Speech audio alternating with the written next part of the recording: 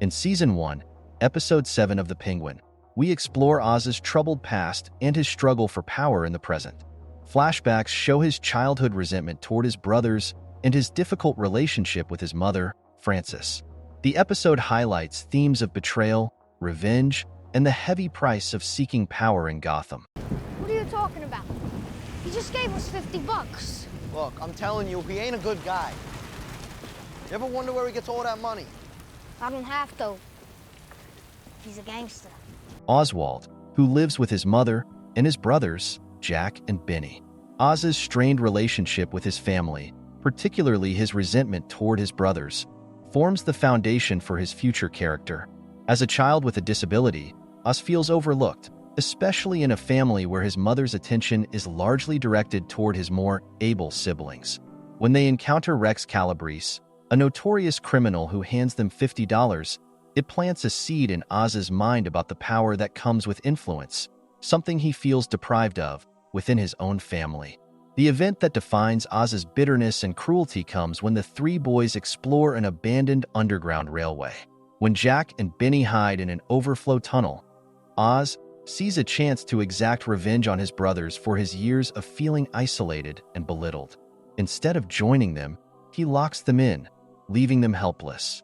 This act of cruelty is a window into Oz's fractured psyche, a young boy pushed to the brink by his family's neglect. They got my ma. Gotta face his head on. Right, calls out. Donny boy, go down the chain. Tell him what's going on. Oz, I'm sorry. Fuck your guilt.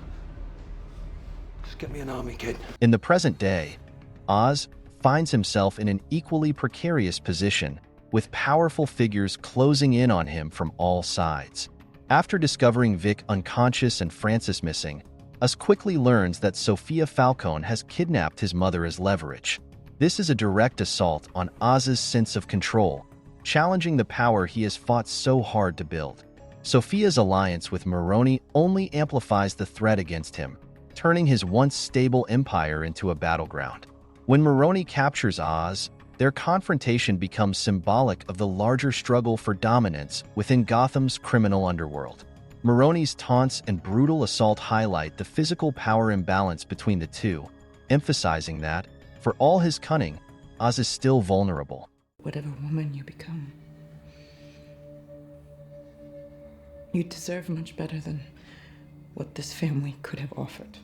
Sofia Falcone emerges as a complex adversary, using both physical and psychological tactics to destabilize Oz.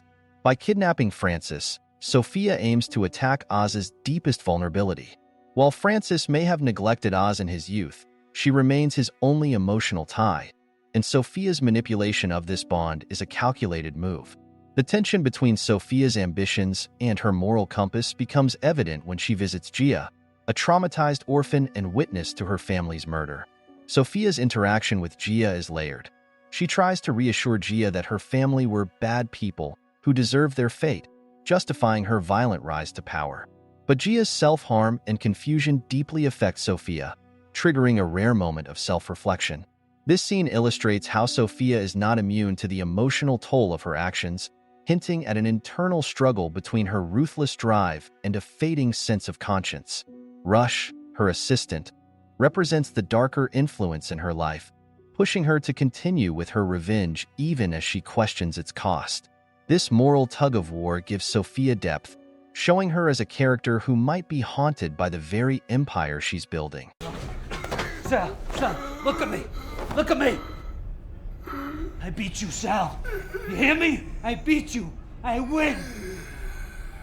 When Oz takes Moroni to his base, it seems like he might lose everything, including his life. Moroni's intent to take over Oz's criminal empire, including the lucrative Bliss business, is a direct challenge to Oz's authority. Yet, Oz, fueled by rage and survival instinct, seizes an opening, cutting the lights and turning the tables.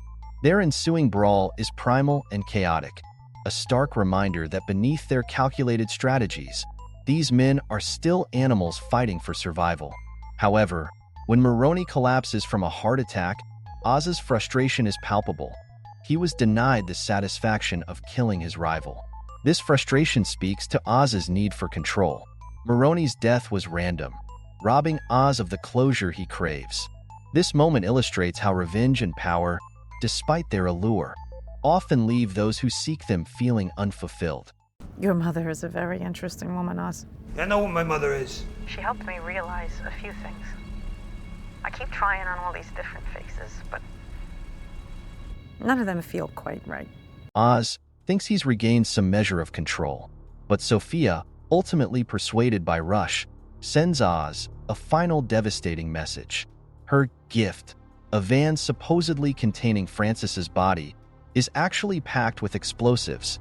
When Oz discovers this, he barely escapes before the blast ravages a section of the city. This act marks a point of no return, cementing the escalation of violence between them. The explosion also symbolizes how the pursuit of power in Gotham comes at a high cost, often leaving destruction in its wake. I don't know how else I can live with this, Oswald, but she'll make me happy. Because I deserve a happy life. Don't I?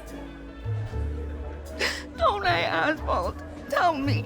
The episode's final flashback shows Oz as a young man at a jazz club with Francis, where she urges him to succeed enough to give them both a better life. Oz's promise to his mother adds a tragic layer to his character. For all his efforts, his rise in the criminal underworld has only left him surrounded by enemies and scarred by violence. His desperate attempts to keep his promise reveal that, despite his cold exterior, he's haunted by the desire to be the son his mother wanted. But as the explosion's smoke clears and he's knocked out by a corrupt detective hired by Sophia, it's clear that Oz's world is crumbling.